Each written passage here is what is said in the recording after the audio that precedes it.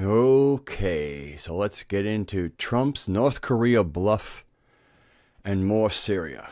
I really kind of got inspired by some things, and I'm going to work from notes.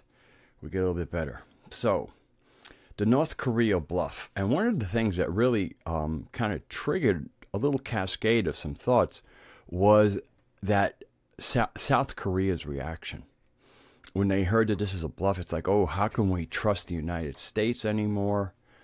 And of course, that's what we're hearing. That's what's being reported. And it might be happening. It seems like something that might happen when somebody else is supposed to be there to have your back. And then when you feel threatened and that person either doesn't, well, in this case, doesn't show up when expected. That's a data point that I think is really interesting, because when I look at anything, really, when I look at things, I'm looking at the data I'm looking at where the data is being sourced, and then just trying to use all of that to kind of get like these dots to connect. So with the Vincent, okay, so I mean the South Korea thing I probably get back into.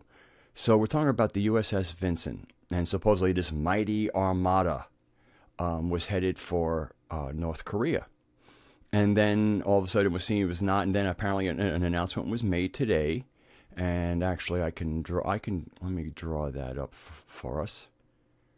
I guess I better get the right page open first. And there it is. And so this is it about, I guess I'll read it from there. It's a little bit easier for me to see. The U.S. supercarrier deployed to deter North Korea did not reach the Sea of Japan reportedly because White House and the Pentagon failed to communicate effectively. And so they go on and they say an error occurred because Trump administration did not follow up with commanders responsible for the movements of the carrier. CNN reported on Tuesday, citing an unnamed senior administration official. Okay, so that's my basic comment is the cover story is not credible.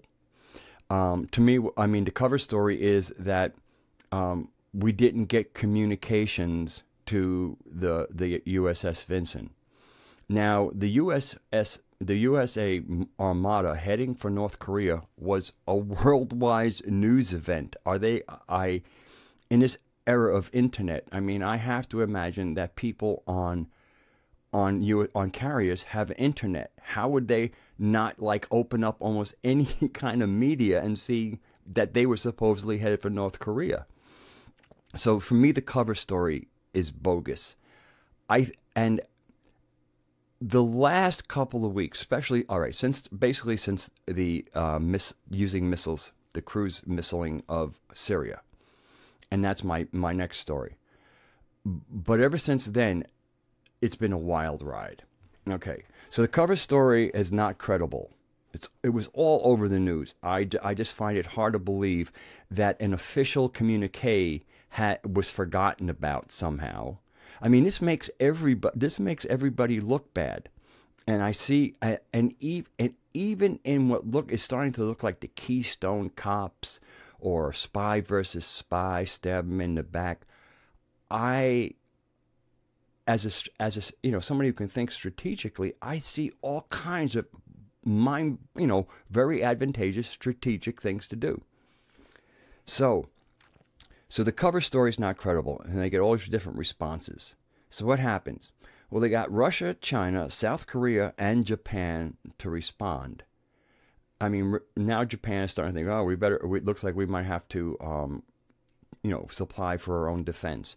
Now, if I recall, I think it was, people like South Korea are not paying a whole lot for defense, which, of course, when you don't put a lot of your budget towards defense, like the United States spends like 50% or something, when you're not putting that much, you actually have an abundant country.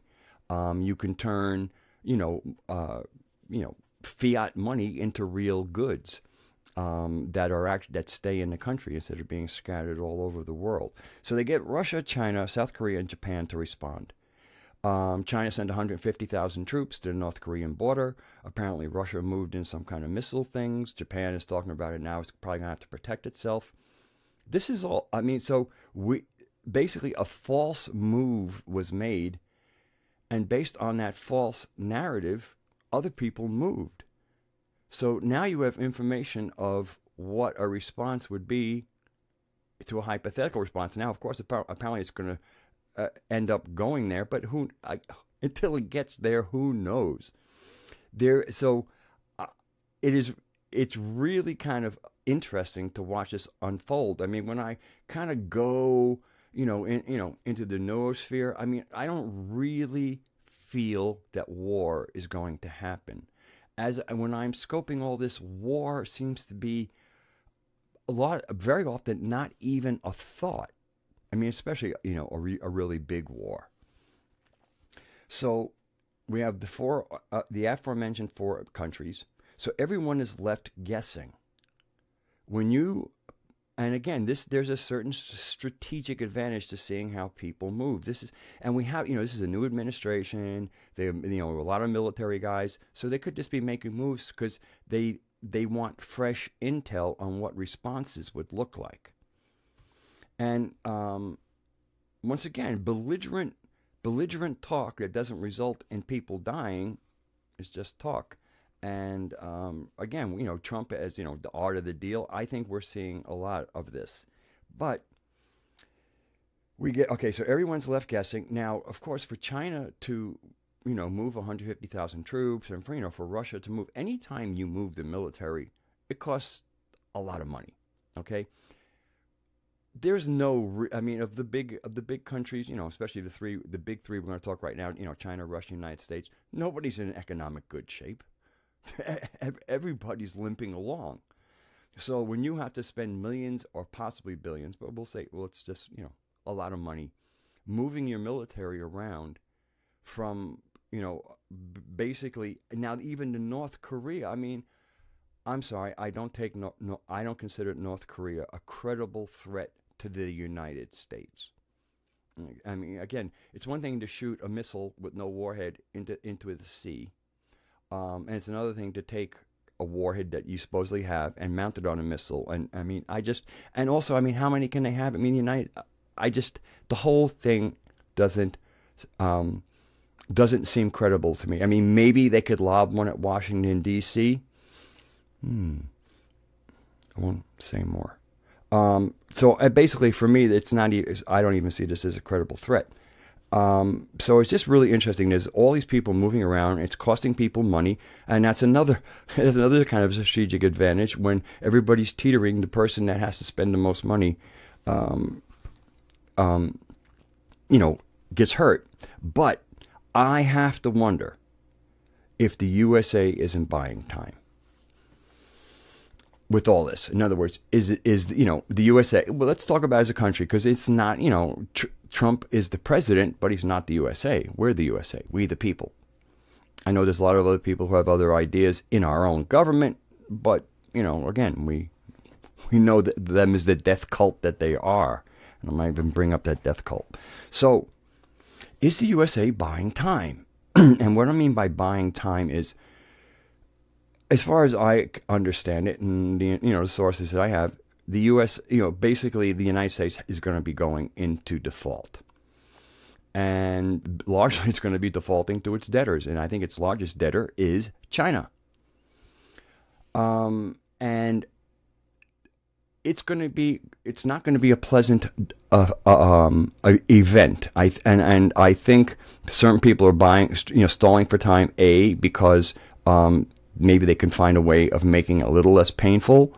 Also, it's like right now, while the United States is still kind of coming out of this ridiculous spending spree, and to me, it's still holding that unipower of the world. That's how the world's policeman type thing. But I think we can all see the writing on the wall, and everybody sees the writing on the wall. So I just wonder if this isn't a chance to kind of do, what did I write? Last big moves as the unipower. And I actually think any sane person would be content with being one of the big three and just being cooperative. I mean, the only people who benefit from belligerence are people who sell the armaments. And the rest of the population does not benefit from that. We benefit from roads and bridges and all kinds of good things that we use. We do not benefit from bombs and bullets, especially dropped on foreign lands by countries that, as far as I know, will never be traversing oceans just to bomb us so we can nuke them out of existence. I mean, all of the scenarios that often get put forward have no logic into them, which will also get me when I get into Syria. So, also, I'll see, control. Okay, so I also see by all of this crazy stuff that Trump, in many ways, is controlling more of the mainstream media narrative. And by controlling, what I mean is they were on complete attack mode. Attack. Since he launched his missiles, he's gotten some popularity. I mean, Lindsey Graham, the senator from South Carolina, was on Fox News, and I watched just a little bit of it. I mean, this guy had to be moistening his pants as he ejaculated these phrases of how Trump is his president, and I mean, this guy has to be part of a death cult, and I am getting to that, getting pretty close to it actually. So Trump, in many ways, so what it is by having to report on some of this other stuff, and since the media loves war, this is actually, the attack has lessened. Okay, I won't say that the media is falling over themselves to lavish love on Trump, but he's doing, when he does war things, they kind of have to go there. I mean, Fareed Zakaria, I mean, all of the psychopaths, are coming out and singing his praises. But again, this gives him some time. I mean, without that constant incoming of he did this, whatever. Without that, you can actually think a little bit. So I mean, there's a whole lot. I see buying time at multiple levels. Everything from the United States having to default on its debt to also, being able to not have to respond to a media attack every 4 hours and be able to concentrate on getting some things done in this country. And seemingly as if like all the focus is like on North Korea and Syria and whatever. It looks like, oh yeah, all the attention is out there. All the media's attention is out there. All of us who follow media, our attention's out there. But while we're looking out there in the White House, I have a feeling they're attending to some other things that they actually consider really important. And this distraction serves everybody. Because those of us who can see it as a distraction don't mind. It's just like, whatever you need to kind of, help this world along, this country along. I think a major country, like if China, the United States, or Russia go seriously south, or even India, but the big three, I mean, any of them getting sick is not good for the planet.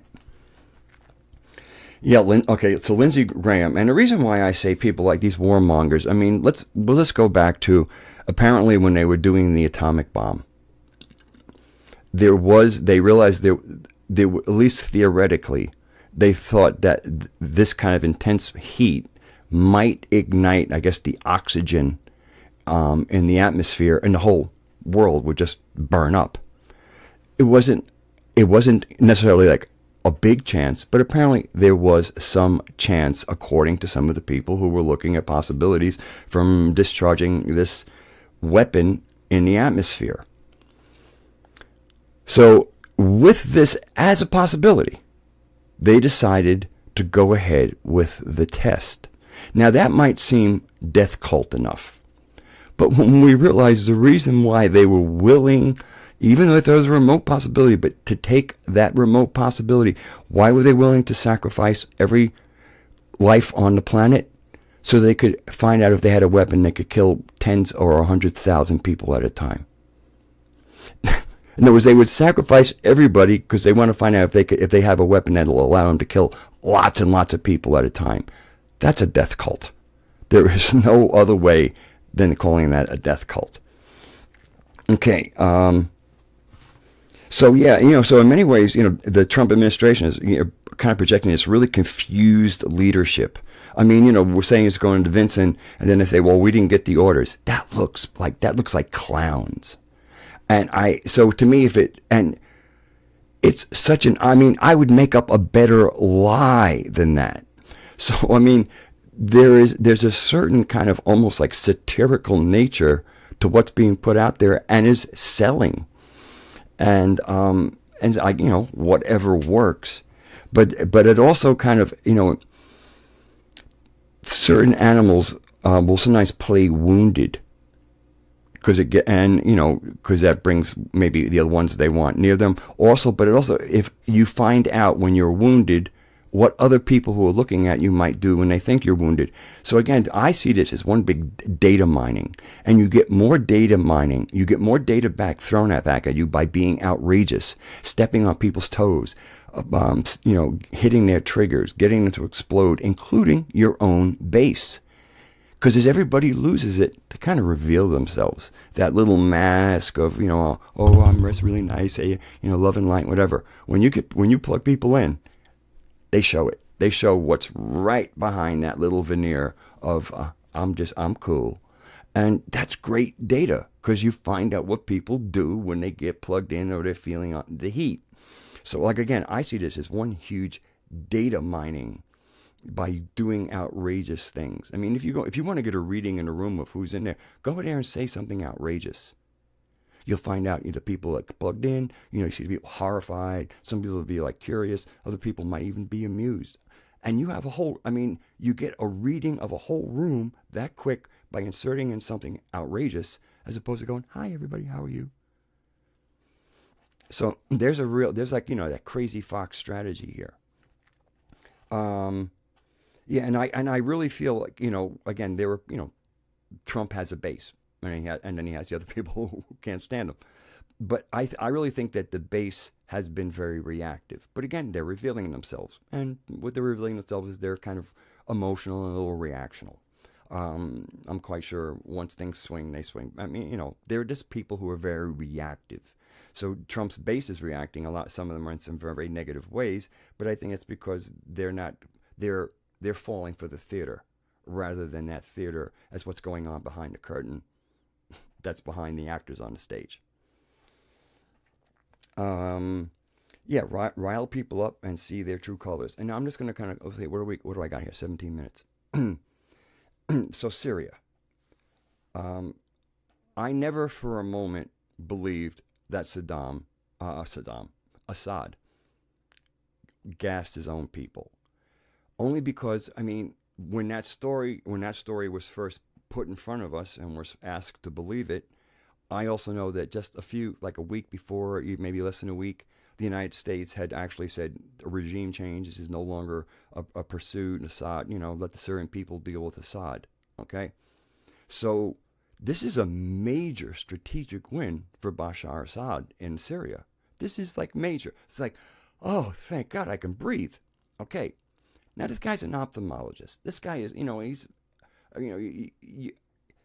what he's certainly not is retarded, and he doesn't seem to be like some kind of psychotic meth addict. I mean, if you ever see him speak, he's quite measured and seems like a decent enough guy.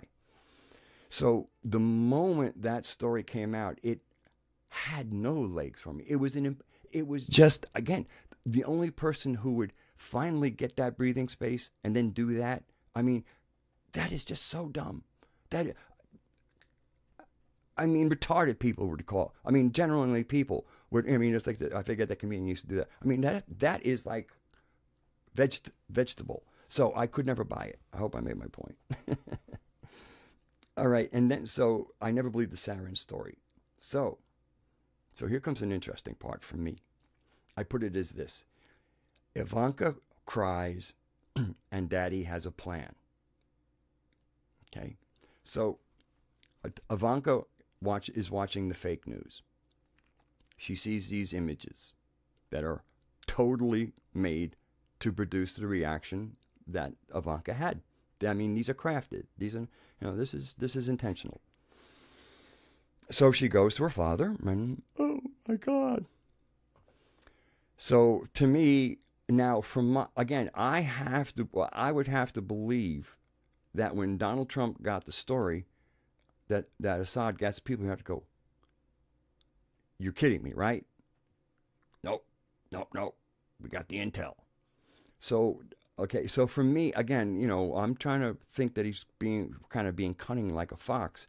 So again, he's got, he wants to find out who's who. I mean, his daughter's going to be his daughter. He doesn't have to find out who she is. She's his daughter.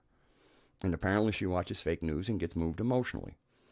So she goes to her father, and you have to, something has to be done. So as we now know, he kind of conspired with the Russians and the Syrians to kind of lob some missiles over in a bait. I mean, if you've done the follow-up story, I don't need to go through it. I mean, I try to keep my videos as short as possible so I don't need to repeat myself. I won't repeat myself to that end. So Ivanka tries, Trump's like, so to me, he did something that had no, I mean, apparently maybe a couple of soldiers died. I mean, again, that's not a great loss, but in the big scheme of things, this is, military guys dying is, kind of a tragedy to the families, but generally it's not a big news. Soldiers die. But, like this was not any kind of great humanitarian tragedy, and apparently it was an insult that Syria was willing to absorb. Not without saying some things about it, but it was willing to absorb.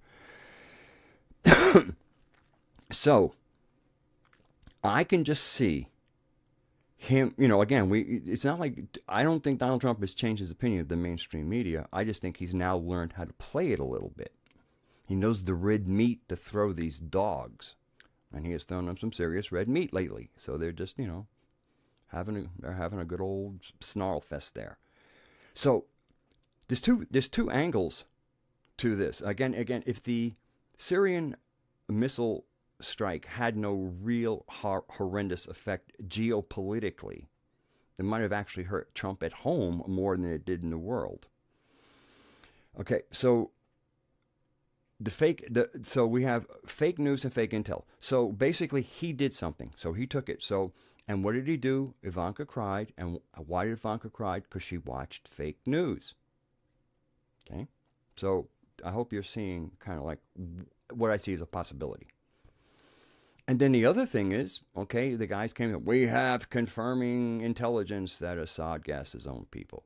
Now, Assad even said today that the Iranians and the Russians put forward a proposal to investigate, and the West negated it, and Assad kind of called it out. They don't want to investigate it, because once they investigate it, they're going to find out that it wasn't what they said it was. Okay, so what I think, in many ways, is that it's too early for the confirmation that it was fake. And why do I think that is? Because he's kind of given a false signal. It's like, I trust your intel now, boys. Okay, so they slipped this one through. He bought it. Trump bought the shit. So now maybe he can wait until they give him another one. In other words, you're collecting evidence of incompetence minimally.